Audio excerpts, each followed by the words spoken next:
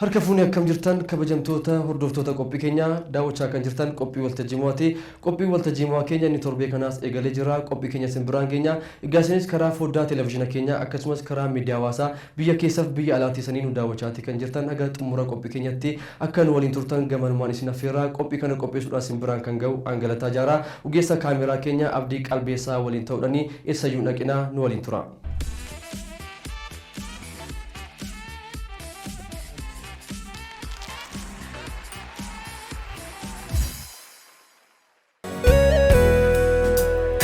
Anota sayane fayuko takanab jotamne jirachu anuptu yane fayuko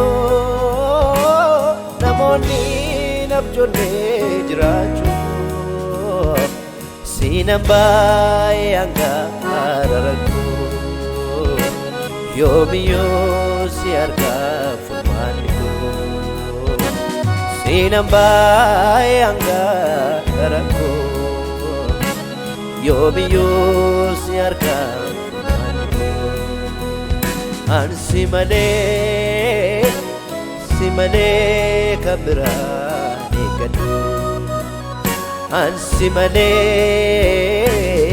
simane namarra nikadu ansimane simane firago negadu kan beku sidwana kesako ijiti ko betam garako kan beku sidwana kesako sitani mate tuksako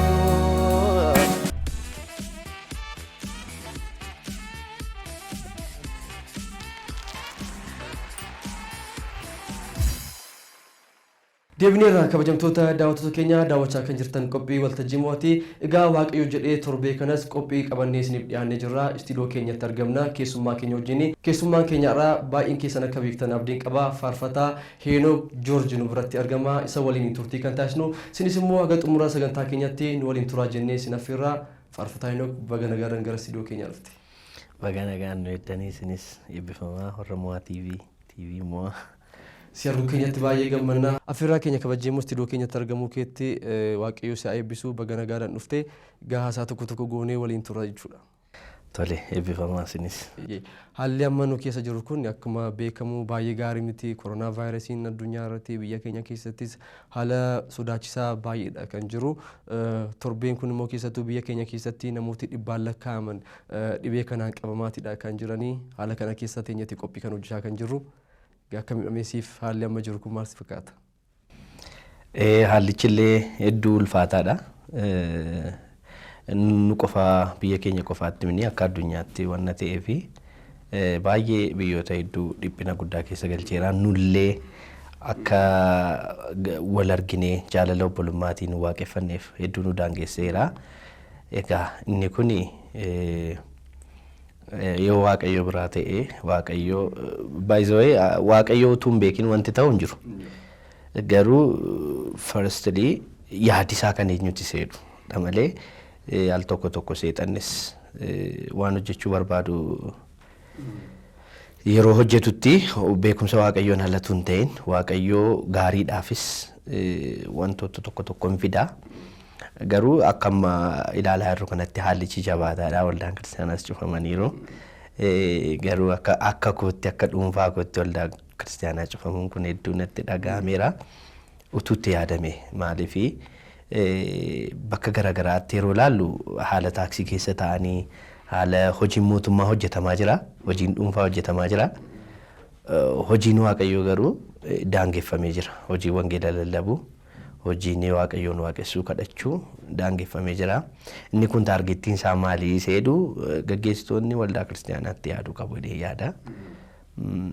Kanaan achi guddaan waaqayyoodha malee dhukkubii guddaan qabu jechuufan jedhe. Gaheen keenya kadhachuudha. Waaqayyo immoo yeroo kana hin dabarsaa. Waldaan kiristaanaas akka jettee gamanumaan itti yaadu jedhee abdiin qaba. Nummoon kadhanna waaqayyoon gamanumaan daawwattoonni qophii keenya daawwachaa jirtan iddoo keessanitti of eeggadhaa. Of eeggannoo gochuun baay'ee gaariidha. Akkasuma immoo waaqayyoonis kadhachuu hin dhiisinaa. Of eeggannaa goonee haala kana keessa darbuu qabna waan ta'eef gamanumaan dhaamsa keenya isiniif dabarsinaa. Egaa gara keetti deebi'aa Henook. Tarii daawwattoonni keenya Henook har'a eessaa argame TV mo'aa jira jedhanii si daawwachaati nu daawwachaa akka jiran abdiin qaba. Egaa gara keetti deebinee haasaa tokko si waliin taasisna. Mee gara jalqaba gara duubatti si fudhadhaa. Anis akka dhageetti sirriidhaan natti fakkaata. Henook dudduuba isaa jalqaba ortodoksii akka ture fa'aa dhageera jedheetanii kana yaadu. Mee Henook akkam ture akkamitti gara waldaa kiristaanaa dhufe kan jedhu mee waan muraasa nu taphachiisi. Tolee eebbifamaa. Carraa kan argatanii haasa'uun illee waan guddaadha. Isin waaqayyo isin eebbisuun jecha. Ani dhaloonni koo naannoo Wallaggaati. Wallaggaa lixaa. Akkuma namoota kan biraa maatiin koo naannoo sanatti akka namoota baay'ee naannoo Gimbii gatiin ta'ee fi ortodoksiidha. Maatii keenya irraani. Garuu ortodoksii haa ta'u malee naannoo waldaa ortodoksii kanatti hedduu deddeebiina. Barumsa diqqannaa seedhanis kanas baradheera. Xumurra isaa galman keenya. Sababiin xumuruu dhiisuu kootii daa'ima ta'ee gaaffii hin baay'isaa. Ammallee gaaffii nan baay'isa natti fakkaata. Daa'ima ta'es akkasuma gaaffii hin baay'isaa. Gaaffii an gaafadhuu fi ergama kan biraa qabda yookaan immoo kun gaaffii warra akkasiiti jedhamee wanti dubbatamu jira. Maqoomiyaadhaan rukutamuu wantoota akkas. Waasii gallee waa'ee macaafa qulqulluu irratti hin gaafatte jechuudha. Wantoota tokko amma fakkeenyaa fi kadhataa yaa abbaa keenya waaqarra kan jiraattu kan jedhamu dhumarratti haadha keenya durbee maaramii kan jedhu suni eessaa dhufee Yesuus hin barsiifne kana gaaffii akkas yeroo gaafattutti deebisii kennuurraa si'ifachuutu irratti salphataa jechuudha. Iccitiidha waan jedhamu baay'een achi keessa waan jiraniif. So kana yeroon kana na aarsaa deemutti immoo yeroo sana faarfataan ture achittis garee Yaareed kwaayerii Yaareed kan jedhamu tokko achi keessan faarfadhan ture. Daa'ima ta'ee jechuu gooti. San booda achumarraan fagaataa waldaarraa fagaataa gara sirbaatti ijoollummaarraa kaasee gara sanatti deema. Waldaan dhufiin dura waldaa ortodoksii keessa turte achi booda gara sirbaa yeroon jedhugaa dirree kubbaa miillaatti sirbuun jira.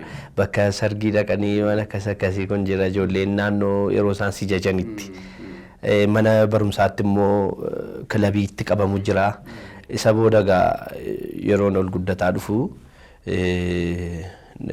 kilabii siifan kee kan jedhamu. Kilaba HIV yeroo sana yeroon HIV itti ka'ee turedha. Yeroo sana keessa kilaba kana galee walaloo nan barreessa achumatti iyyuu sirba siifan kee ani kan jedhu kan akkasii walaloo barreessinee HIV irratti hojjetaa turre jechuudha. Achumaanii warra HIV ture kana warra gara gruuppii HIV ture kana ol guddisanii gara Hawwisoo godina Wallagga lixaatti akkan ce'u carraan naa mijatee jechuudha. San booda gaafan gara Hawwisootti deemu akkuma naqeen weellisaa ta'ee Hawwisootti dabalametu hin ta'in dudduuba dhaabattee shubbisa bartaa. Yeroo sana warri shubbisaa qobaatti warri weellisu qobaatti waan jedhamu hin jiru. Yeroo kan keenyaa sana jechuudha. Hundumaa beeku sirreeraatu jalqaba shubbisaa achi weellisaa walaloo barreessuu sadarkaadhaan guddataa dhufte jechuudha. San booda haaluma kanaan bara 2000 tun ta'in 99 gara dhumaa miilineemiif jecha Daddaraaroon Oromiyaa inni jalqabaa qophaa'ee jechuudha. Daddaraaroon Oromiyaa inni jalqabaa gaafa qophaa'u Adaamaa irratti dorgommii gaggeessinee sana irratti tokkoffaa ta'ee mo'adhee badhaafame jechuudha. Sirbaanii jechuudha. Daddaraaroos jalqabaa kan badhaafame aanaa jechuudha. Sagantaan kun Adaamaa irratti qophaa'ee. Badhaasa kosoo Baaduulaa Gammadaa harkaan fudhadhee yeroo sana jechuudha.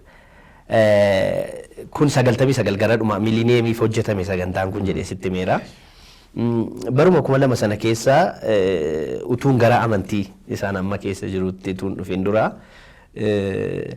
ammas yeroo lammataaf dorgomeen ture kaasettiidhaan teeppii irratti waraabanii muuziqaa waraabnee Oromiyaa irratti dorgomne ammas akka Oromiyaatti dorgomame isas nan mo'adhee yeroon ergee fi yeroo kaasettii sana keessa intanii nati ergite suni sagalee nati ergite amma madaalamutti amma sadarkaan ba'utti sana gidduu waan jiru keessatti nan gooftaa argadhe bara 2000 jechuudha. So bara 2000 sana erganii amanee booddee akkaataan itti amane konferansii marratti gooftaa fudhadhee jechuudha. Jalqaba irratti mucaani durbii kooti caaltuu kan jedhamtu magaalaa Najjoo jiraatti. Isheen baay'ee bakka waa'ee gooftaa kana natti baay'ee hedduu naa kadhatti. Hawwisoodhaanis naannoo sana nannaqan ture godina Wallaggaa naannoof na ture gahitee fi baay'ee bakka faarfachuu qaba malee sirbuun qabu jettee gooftaa naa kadhataa turte. Gamanumaan caaltuu nu daawwachaatti jiraattee Waaqayyo ishee eebbisuu lafa jirtu. Haala kanaanii utuu isheen naa kadhattu maal jettuu deddeebitee natti haasoftu yeroon boqonnaadhaaf ishee bira dhaqu hin boossi yeroo na argitu yeroo hundumaa yeroo sana. Egaa akkanatti gara waldaatti kan dhufte. Yeroo sana keessa baruma 2000 kana keessa jechuudha gara dorgommii sanaaf of ergee tuun jiru dorgommii sanatti wannoo hidheetu hin jiruun gooftaa argadhee jechuudha. Intanii marratti konferansii marratti ka'ee gooftaa fudhadhee isa booddee waldaama konferansii sana qopheessitee biratti kan qabame. San booda dorgommii isa lammataan ammasiin jedhe kanas anatu mo'atee jechuudha akka Oromiyaatti. Isa sirbaa sana kaasettiidhaan isa dorgomameen ammasii ani mo'adhee kottuuti badhaasa kee Finfinneedhaaf fudhadhuu jedhame jechuudha. Yeroo sadarkaan kanaaf ba'u kottuu jedhame gaafa waamamu amanaadhaan. Biiroon aadaa fi tuurizimii godina Wallagga Lixaa na waamanii badhaasa akkan qabuu fi Finfinnee dhaqee fudhachuu akkanarra jiraatu natti manii jechuudha na waamanii. Garuu ana maneen jira wanna ta'ee fi barumsa tajaajilaatu hin ta'in barumsa amantii cimsannaan barataa jira. Akkan hin naqneen itti himee jechuudha. Akkasumatti innaa hin hafee jechuudha. Na baruma 2000 keessa jechuudha. Baay'ee gaariidha. Egaa erga amantiin booda immoo nuyi amma kan baay'een keenya faarfannaadhaan akkasii beeknu gara tajaajila faarfannaatti mee akkamitti dhufte faarfannaawwan baay'ee hojjetteerta waan ta'eef mee akkam.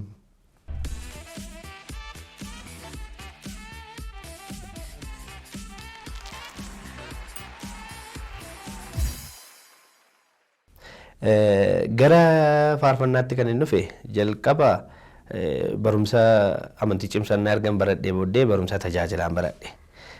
Kan na barsiise Indaaluu jedhama. Na barsiisee akkuma barumsa tajaajilaa xumureen waldaama sana keessa kiiboordistii Teedii Moogosii wajjin tajaajiluu jalqabne jechuudha waldaa sana keessa. Achumatti gimbii yeroo jirtan. Gimbii mayyaatuun jiru jechuudha. Utuman tajaajila irra jiru dhagaamutti kee jechuudha. Haasaan kun dhagaamutti gaafa ka'u naannoo Bishooftuuti waldaa burqaa Roohoboot Bishooftuu jirtu. Kiiboordistiin isaanii ani immoo kiiboordii nan yaalaa nan taphadha. Kiiboordistiin isaanii jalaatii bade. Lafa jalaatii baduu na waamanii jechuudha. Kwaayiris nuusaa shaakalsiisaa daganaa kiiboordis nuu taphata gahitee fi isa na miindeessanii miindaadhaanii Bishooftuu akkan dhufee isaan tajaajilu na gaafatanii jechuudha. Dhufuu dhiisuu gidduutti gaara rakkoo baay'ee ture. Waldaan koo achi hin deemtu asuma turtaa kan jedhuu fi warri sun immoo rakkoon qabu jedhanii waldaa wal amansiisuu gidduutti. Garuu Waaqayyo dubbatee ture waldaa sana keessatti. Waamichi kun utuu naan dhufin durayyuu akkan deemu yeroo dhiyoo keessatti waldaa kanaan baata kan jedhu ergaan jalqabuma dubbatamaa ture. Sanarratti hundaa'uudhaan jaarsoliin bakka dhaqu erga eeyyama Waaqayyoo ta'e kan jedhu isa Waaqayyoo dubbate sana yaadachuudhaan dhaqu kan jedhu eeyyama naaf kennanii jechuudha. Egaa Bishooftuu turte isa booda. Bishooftuu ergan deemee booddee mucaan inni kiiboordistii kun kan jalaa badee maatii isaa keessaa namni jalaa du'eetu. maatii isaa keessaa namni jalaa budu'ee utuu hin himiin sokkee waan ta'eefi anachi dhaqee utuun ji'a tokkoyyuu hin turin dhufee seeminariidhaa baratanatti fakkaata mucaan suni miindaa waldaan sun kaffaltuuf hin deddeebi'ee intinii taagatii ta'ee fi akkamittiin akkas gootuu jedhee dhufee baay'ee wannoo ta'e amma yaati itti nuun eeyyamsiisin deemtee waan goonu hin qabnu gatii ta'ee fi isa immoo fichisiifne irraa kiiloomeetirii amma kana Wallagga lixaarraa Gimbiidhaa fichisiifne gatii ta'ee fi akkam goona waan jedhu akka mari'annu nutti himanii jechuudha. San booda ani rakkoon qabu nan deebi'aa dhiisaa inni kanaan jiraata waan ta'eef rakkoon qabu waan jedhu kaafnee walii gallee gara Gimbiittan deebi'ee immuun jedhu gidduutti Paaster Tolaan jira naannoo hoolotaa waldaa Burqaa Roobot hoolotaatu jira. Achi buufadheen darba jedheen achitti gore hoolotatti jechuudha. Hoolotatti gaafan goree jedhu guyyaa lama torban tokko fa'aan buufadhee darbedhee yaade Bishooftuudhaa gaafan gad deebi'u jechuudha. Garuu achitti na qabanii torban tokko torban lama tun jedhuun achuma ture eessuman qaba hojiin qabu waan ta'eef eessuman qaba biyya Ambaarraati biyya alaati boleessa abbaa kooti jechuudha. Inni haala tokko nan gargaaraanii waa'ee mana kiraayee waan nyaatamu kana nan gargaaraaniiti achumaa taa'uu jedhee paasteritti himee achuman taa'e jechuudha. Gara waggaa olii naannoo sanan taa'ee naannoo sanaa deddeebi'ee immoo Burqaa Roobot Finfinneen tajaajilan ture. Achi Finfinnee galuu dhufee Finfinneetti nafee jechuudha. Faarfannaan egaa akkaataan itti faarfannaa jalqabee yeroo sana keessa kwaayiris intiniin jedha kwaayirii Lukaas nan hirmaadhaa gatii ta'ee fi yeroo sana keessa kennaan faarfannaan naa dhufutti ka'ee jechuudha. Faarfannaa nan barreessee man ka'a. San booda waldaa marratti faarfachuu maal jechuu kanaanii cimaadha waan gaariidha jabaadhuu naan jechuun namootarraan kan ka'e faarfannaa kana ilaalchisuutu jira. Ilaalchisuudhaan gamaggamsiisuudhaan Magarsaa faarfataa Magarsaa Baqqalaatu hin ta'e Magarsaa Taaddasaa fa'aa warra akkasittiin dhiyaadhan ture naannoo hoolotaa yeroo jiru. Jiru faarfattoonni egaa baay'eenu isaan fa'aa agarsiisaa maal jechaa gara faarfannaa kee jalqabaa yaadatta maal ture faarfannaawwan kee bara meeqaan hojjette? Faarfannaa koo jalqabaa nan yaadadha amanii kan jedhudha. Gimbiituun jiruun barreesseessa. Haaluma amantiitti fudhuudhaan amaniin fayyitaa Yesuus gooftaa ta'uu akkamiin mormitaa dhaabduus sitti tolus amaniin fayyitaa Yesuus abbaa dhugaa cimsee nama eegaa tiksee amanamaa naman kuuku dhugaa kan isatti amanee du'aan boollaa ka'aa warra isa jaallatuuf waan gaariin hin ta'a. Faarfannaa kee jalqabaati. Faarfannaa kee jalqabaati. Albamiis hojjechaati turte bara meeqayyuu albamii hojjechaati kan turte?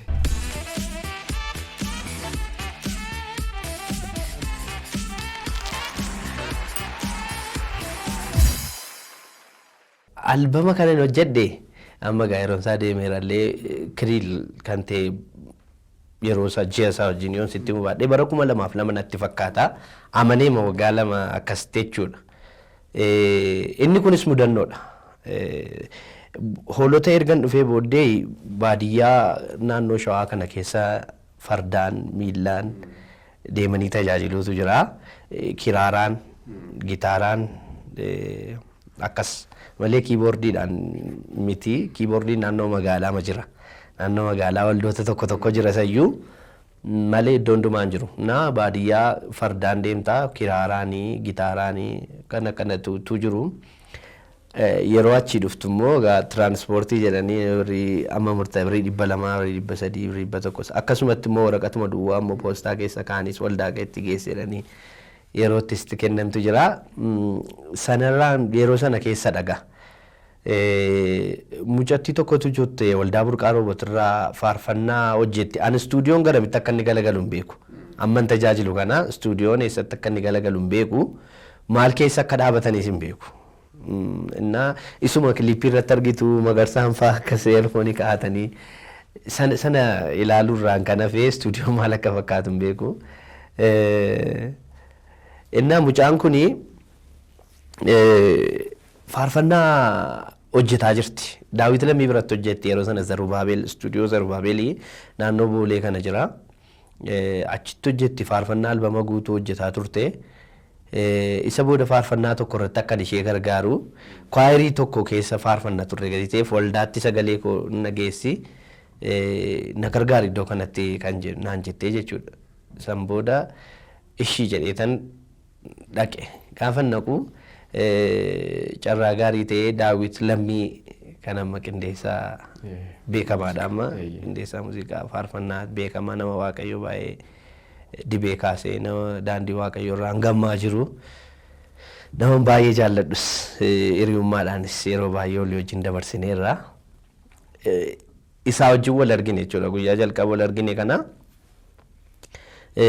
istuudiyoo dhaqeen argee isaa wajjin wal baree in sodaatiin jedhee natti agarsiisee akkaataa itti galamuu qabu. Isa booddee bakka waliin baree silkii wal jijjiiree sagaleen kee baay'ee bareedaa maaliif faarfannaa yaaltu kan jedhu innaa humna isaa akkan hin qabne maallaqa yeroo sanatti hojjedhu hin qabu. Akkuma sitti mee nama fira kootu na gargaara jireenyumaafuu jechuudha. Irra darbee wanti istuudiyoo nama galchuu hin jiru jechuudha. Innaa haala kana irratti hin jiru jabaadhu faarfannaa hojjechuun badaa waan nama dinqu miti jedhee na jajjabeessee jechuudha. Amma dandeessu walitti qabadhuuti sin gargaara waan jedhu natti kaasee jechuudha. Sana booda guyyaa sana mucaattii sana gargaaree tan galee isa booda yeroon tajaajila deemu koonsilestimee 200 yeroo naa kennan kana shaantaa makoo keessan jal jedhee kakaa guyyaa tokko tuun kadhadhu sammuu makoo keessa waan fideen beeku jilbeenfadhee tuun kadhadhuun birrii sana lakkaa'uun akka jirarra jiruu fi sagantaa kanatti dhufuun waan jiru keessuma koo guute kadhannaa sana addaan kutee utaalee kee tan birrii lakkaa'e. Birrii gaafa lakkaa'u naannoo birrii 800dha. Birrii 800. San booda bilbilan bilbile eewwattiin bilbilaa Daawitittiin bilbile meeqaan hojjeta yeroo sanan gaafanne yeroo meeqaan hojjetama jennaan albamii guutuun yeroo sana qarshii 5,000 hojjetama. Qarshii 5,000 albama guutuu hojjetu 5,000 jedhee natti mee bakka dhiisanoo yeroo sana isa tokko hojjechuun hin jiru. Ammaa kun hin jiru siingilii wanti jedhamu hin jiru albamuu hojjetta. Bakka dhiisiin jedheen maali maal taatee naan jedhe ay anoo qarshii 800 duwwaan qabaa jedheen rakkoon qabu fidiisuma fidiitii jalqabiitii waan Waaqayyo godhuun beekamu fidii naan jedhe bor dhufuu reenya kottu naan jedhe tole jedhee tan qarshii 800 ambassaa baasiidhaan achii kee wolotaarraa kee dhufeen san booda naannoo Boolee manuma isaa taa'ee manuma isaa isuma bira bulaa saampilii kennee jechuudha. Birrii 800 kaffalee. San booda maaltu ta'ee ituma istuudiyoo jiru innis hedduu na gargaare tola na hojjeteen Waaqayyo isaa eebbisu ani gatii dadhabbii koon fudhadhu jedhe. Isan si hojjedhuun kan koon fudhadhu. Inni immoo isan hojjedhu duukaa fudhata ture gatii ta'eef inni abbaa istuudiyoo kuni akka inni sii qannasu itti sii hima. Faarfannaan kun akka hojjetamee ba'uufi jedhee na jajjabeessee jechuudha.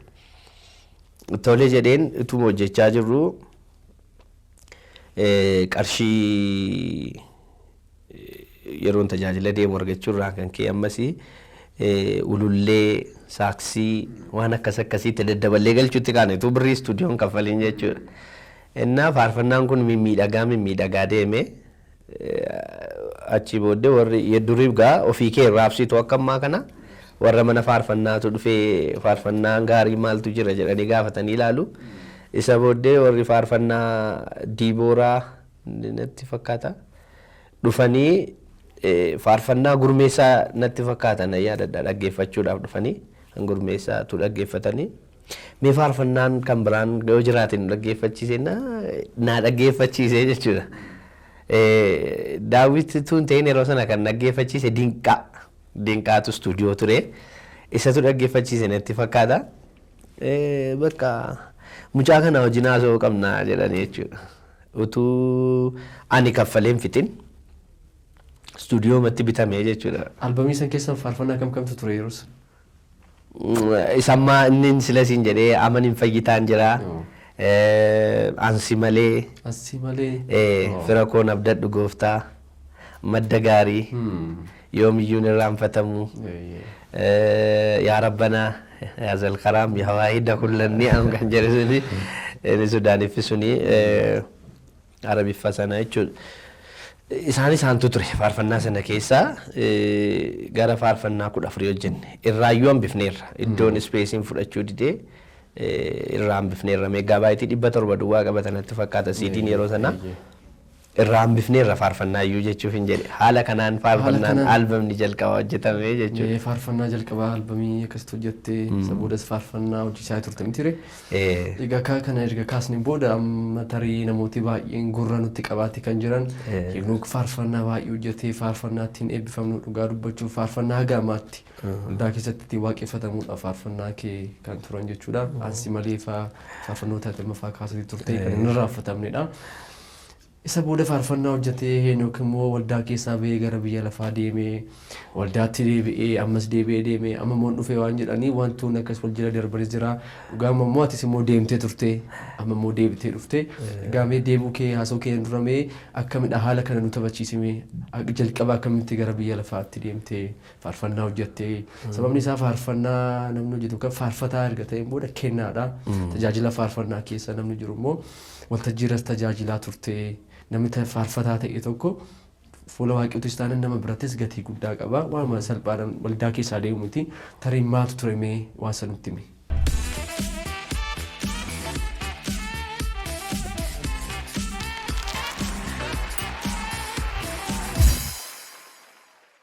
Haala ittiin waldaa gadhiisanii bahu keessaa jalqabumarraa kaasee rakkoon ture. Rakkoo amma faarfattoonni baay'een qaban wajjin garaagarummaa hin qabu. Ani immoo sila akkuma sitti mee nama ariifataadhaan ani riifedha. Ijoollummaanis jira yeroo sanatti natti fakkaata. Faarfannaa sana booda maaltu ta'e faarfannaan hojjedhe. Faarfannaan hojjedhe kiliippiidhaan hin hojjedhe. Kiliippiidhaan hin hojjedhe. Kiliippiidhaan faarfannaan hin hojjedhe aadaatti baay'ata. Aadaatti baay'ata. Hundumtuu beekan si'a kana. Sanarraan kan ka'e bakka walitti bu'iinsi namoota waldaa gaggeessanii fi ana gidduutti uumamaa dhufe jechuudha. Akka barbaadee sirba saasa durii fidee waldaa keessa galchee nama sin eeyyamsiisu nutti sin agarsiisu waan jedhu walitti bu'iinsi uumamaa dhufe jechuudha waldaa wajjin. Arra garuu yoo teenye ilaalle baay'een aadaa malee waan tokko miidhaguu dideera. Uffannaa aadaa, loqoda aadaa akkaataa waaqeffannaa aadaatiin waaqeffachuun arrayyuu yoo ta'e kun anaaf waan inni irraa deebi'uu danda'u miti. Aadaa koodhaan na beekaa waaqayyoo aadaa koodhaan as keessatti immoo dhalachuun koo jaalala isaa waan ta'eef malee iyyannoo galfadhee ol iyyannoo fudhadheen qomoo kana keessatti aadaa kana keessatti na uumee jedheen dhaladhe miti. Rakkoon kun kan inni dhufe isa jalqabarraa ka'ee dhufe warri jalqaba amantii kana fidanii aadaa keessanii wajjin tuunu fudhataniiru ta'ee rakkoon amma nu dhagaa jiru walitti bu'iinsa fidaa jiru kun nuuf ture jechuudha. Kanarraa kan kee gungummiin jira ture. Jalqabumarraa aadaa fi wangeela wal simsiisanii waan nuti ilaanneef. Kan hin jiru waldaa afaan Oromoo keessa. Garuu aadaan sun akkamitti kan jedhu. Deebi'ee achuma irratti kun jiru immoo faarfannaa cidhaan hojjedhe. Bakka sirbuma godhe bakka namichi waldaa kiristaanaa sirba godhe nama bakka waan jedhamu. Baasanii sitti manii si wajjin wannoon jedhanii gurmuurraa garuu ignoor na godhan jechuudha. Gurmuu faarfattoota. Gurmuu faarfattoota sooloo gara nama 13 oltu jira ture waldaan ture sana keessa. Gurguddoota jechuudha. Gurmuu sana keessa ala na godhanii jechuudha. Ammas deebisee maaltu jira yeroo sana waldaa keessaa namootuma siyaasa biyya lafaa gaggeessantu waldaa gaggeessaa. Yooti dubbachuudhaaf bajeta yerootti cufamu yeroo waggaa keessatti waan itti fayyadamaniif waan itti hin fayyadamne yeroo dhiyeessanitti harka kaaftee kun akkamitti itti gaafa gaafattu afaan kee walitti qabisiin jedhu yoo qabuudhaa baattee haala wattaaddara dhaabata poolisii dhaabata rakkisaadha waldaa kiristaanaa keessa kunis jira na bakka aarii kanarraan kan ka'u yeroo tokko amma afaan gubaayima keessatti cufaatii baajata waggaa irratti afaan kee walitti qabee amma naan jedhamutti gahamee jechuudha. Faarfattoota keenyatti halka 98 faarfattoota keenyatti fayyadamneerra kan jedhu ka'ee waggaa kana keessa kan jedhu harka kaaseen 98 erga fayyadamtanii nuti waggaa amma kana keessa teenye guyyaa tokko saba keenya tajaajillee hin beeknu kan keenya kun akkamitti ilaalama jennaan faarfataa ana duwwaa miti gaaffii kana kan gaafate akkamitti kana gaafatte jechuudhaan afaan kee walitti qabee ma jedhamutti jechuudha. Sanarraan kan ka'ee buleesaa guyyaa 2 buleen gaggeessaa waldaa sana paastarii jechuudha. Tiksee waldaa sanaadhaani bakka wanti kun waan natti ulfaatee fi waraqata gaggeessaa naa kennan gammachuudhaan duraa deemuu kee arganneetu jedhan. Walii galuu hin danda'amne jechuudha. Bakka walii galuutu hin ta'in ani nan deema yoon jedheyyuu maalidha rakkoon kee maaliif deemtaa tikseedhamti maaliif deemtaa maayini rakkinni kee maaliif furuu hin dandeenyu moo eessa moo dhattaa jechuun hin turre jechuudha. Nan deeme nan gammachuudhaan si gaggeessina rakkoo maalii qabaate deemteetu sayyuu arganneetu waan jedhu naa deebisee jechuudha. Tikseen suni rakkoon qabu jedhee waraqata koo fudhadheen deemee jechuudha. Erga achii ba'ee wantoonni caalmaatti gara sanarraa na fageessaa deemsa haaluma kanarraan kan ka'e baay'ee wanta baay'ee dubbachuun irra hin jiraanne baay'ee isaa dhiisuun ittiin irreeruuf dhiiseera. Kanarraan kan ka'e wal dhabdeen uumamee maatii koo wajjinis bakka aarii makara akkamitti kana gootaa jedhu maatii wajjinis rakkoon uumamaa dhufee definitely haadha manaa kee waliin warra manaa koo wajjinis wal loluutti kaanee jechuudha. Wal lolumsi dhalataa dhufee haala tokko tokkoon yeroo rakkinni sitti uumamaa deemu tooftaa seexanaa isa ta'u karoora waaqayyoo isa ta'uun beekamu dabalaa dhufee keessaa bahuuf dirqamee jechuudha. Keessaa dhibbaa bahuuf hin dirqamee jechuun utuma achi jiru maaltu jira. Ijoollee tokko ijoollitti hidhata uumamurraan kan ka'e gara araada garagaraatti seenutu aarii kana intini jechuufis araada garagaraatti seenutu jira.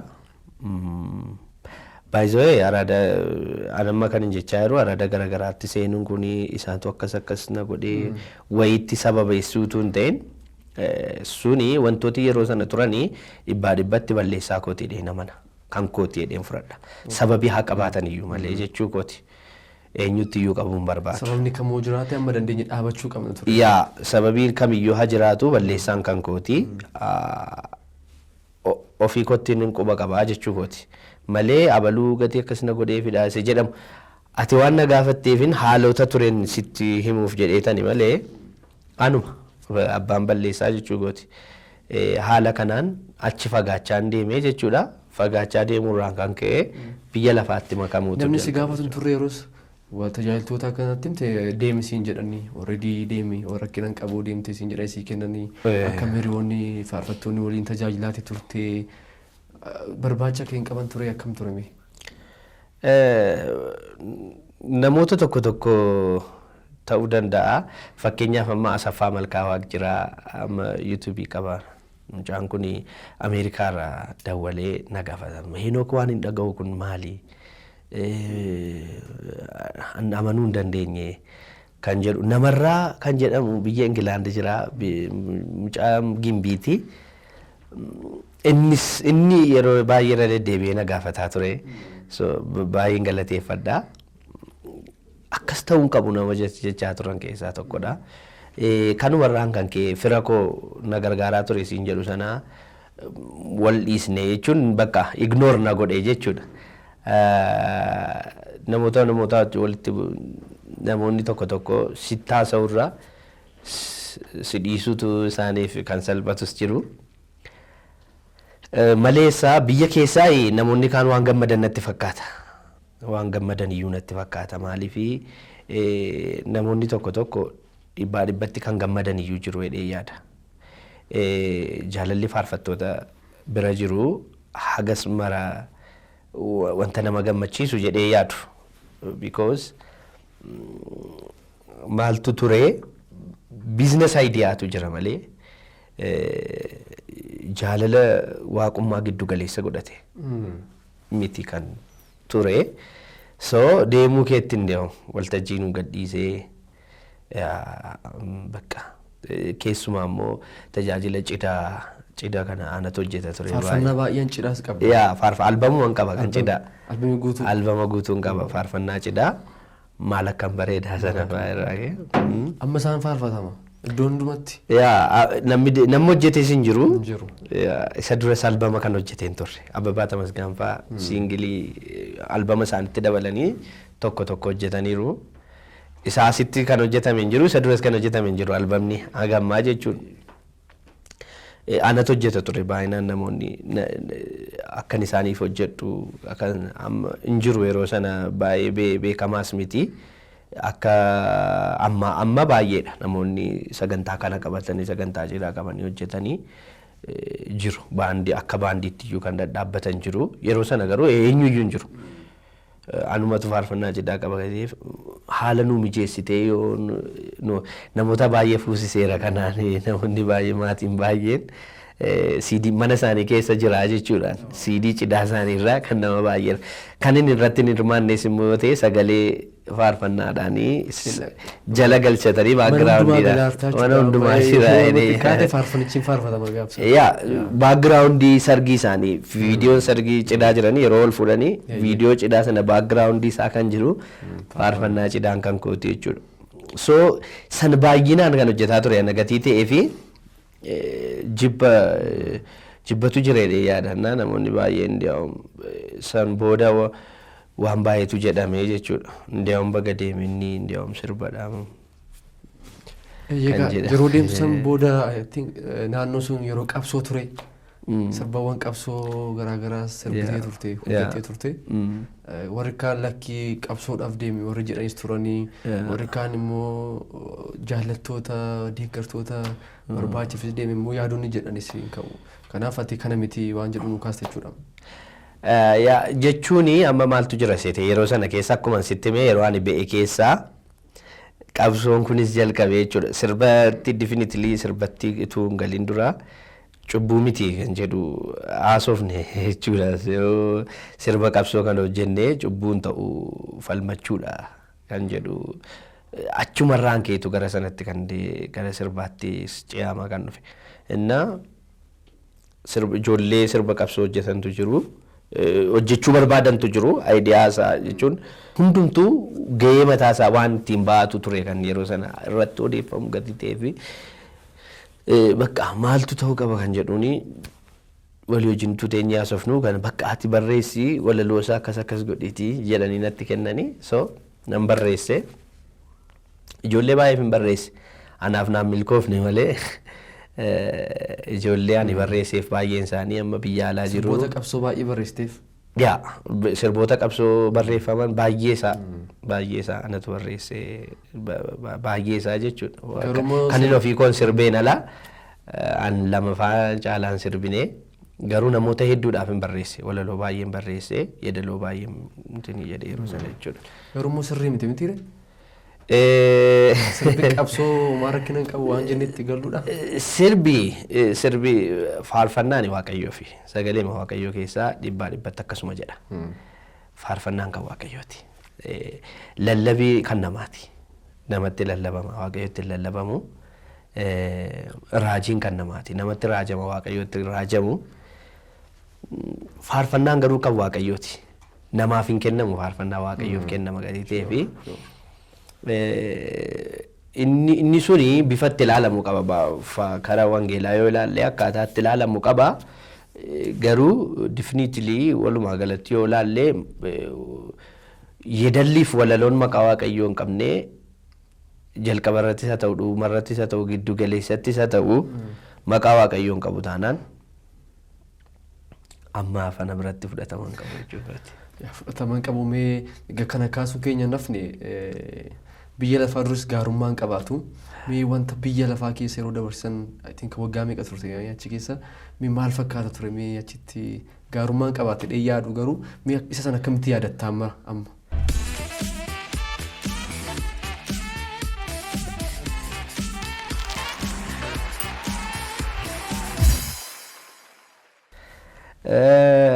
amma yoo haasofne televezyiinii kana irratti yeroo nun ga'ee man yaada iyyuuti. Ani baay'ee wangeela nan dubbisa yeroo sana iyyuu jechuudha. Ijoollee walitti dhufeenya qabnus jira baay'ee warra dubbisanii wajjin dammoo waldaa kiristaanaa keessa ta'anii immoo wanti nuun biyya lafaatti goonu kan godhan ijoollee sana wajjinis walitti dhufeenya qabna baay'ee dubbisnaa utuma jimaa qamaanu baay'ee dubbisnaa inaasofnaa jechuudha. Inna wangeelli ittiin baduufis ittiin jiraachuufis nama gargaara jechuudha. Warra kaaniif gufannaa ta'e akkuma jedhamu akkuma inni jedhu indaganaa immoo birraa qara lamaati akkuma jedhu inni badu wangeelumaan hin bada inni jireenya barbaadu wangeelumaan hin jiraata. Maaliifin kana jedhee wangeeluma dubbifnee waaqayyo sirrii akka hin taane wal hubachiisaa turre daandii badiisaa irraa jechuudha. Wangeeluma dubbifnee gaaffii baay'ee wangeela keessaa baasaa turre. Gaaffii baay'ee wangeela keessaa baasaa turre. So gara maalitti deemnee gara amantii kan biraa jechuudha. Amantii uumuu yookaan immoo amantii uumame ta'e tokko sappoortii gaafatanii gara waaqayyo irratti kaka'u yaada akkasii heddummanneeru tureeyyuuti. So gara sanatti deemu wanti biyya lafaa keessa jiru wanti namatti tolu hin jiru. Yeroof nama gammachiisuu danda'a. An wanta hin argin hin qabu. Wanta hin argin hin qabu. Akka weellisaattis akka nama araada keessa galee ba'ettis wanti haaraan hin jiru. Wanti nama gammachiisus hin jiru achi. Yeroodhaaf nu gammachiisuu danda'a. Baay'ee obboloota gootii amma by the way dhiifama kan hin gaafadhu dhalootiin ilaalee badee inni iyyuu akkas godheera kan jedhu namoonni boris jiraachuu danda'an akkasii. Abaluu akkas godha gatii ta'ee fi Yohaanis godhe rakkina hin qabuutu hin ta'in dhugaan jiru eessa jira dhugaan wangeelaa maal fakkaataa se jedhu. Abaluun sun ikkoo yoo deebi'ee fi situ bakkeetti kanafu jira jechuudha. Abaluu sana ilaaltee deemtee tun hin deebiin achitti hafta jechuudha. So namoonni hiriyoonni hedduun ijoolleonni koo hedduun kan amma ammaatti hin deebiin jiran jiru jechuudha. Maaliif yoo jette araadi biyya lafaa keessa jiru maal jedheensitti maal isaan nama gammachiisa nyaachuu dhuguu fakkeenyaaf hiriyoota baay'een qaban kan qindeessitoota ta'anii waan akkasii ta'anii anamatu qarshiinaa kaffalame akkasana gochuun hin danda'u. Maaliif iddoo kana ta'anii iddoo kanatti nyaatanii iddoo kanatti dhuganii iddoo kana oolanii iddoo kana bulanii haayilaandii bakka wanta ammas taasifamu hin danda'amne tokko maal isaan nama gammachiisa. Koronaan kun amma kan nama cannaqaa jiru namoota mana oolaniif sun garuu hidhee akka nama dirqameetti kennameetu hin ta'in akka nama satisfaakshinii yookaan gammachuu argachaa jirutti garuu gaafa baakgiraawundiin kee qoratamee ilaalu mana tokko keessa si kaa'ee gammachuun mana tokko keessatti argamu maal akka fakkaatu nanna dhiqachuu si jibbisiisee wayyaa qayyarachuu si jibbisiisee mana tokko keessa si kaa'ee yeroo sanaa fi sagalee waaqayyoo maaltu amma naa dhufa sammuutti yaadnu kana dabarsee nutti kenneera. Yeroo dabarsee sitti kennu ofii yaadattus of hin beektus jechuudha. Kanaaf wanti haaraan hin jiru. Waggaa meeqa boodaan deebite? I think waggaa 5 tureera natti fakkaate. Amma waldaatti erga deebite hammam ture immoo? Amma ergan dhufee egaa waggaa 2 ga'uuf jedha. Waggaa fi ji'a 8 akkas ta'eera.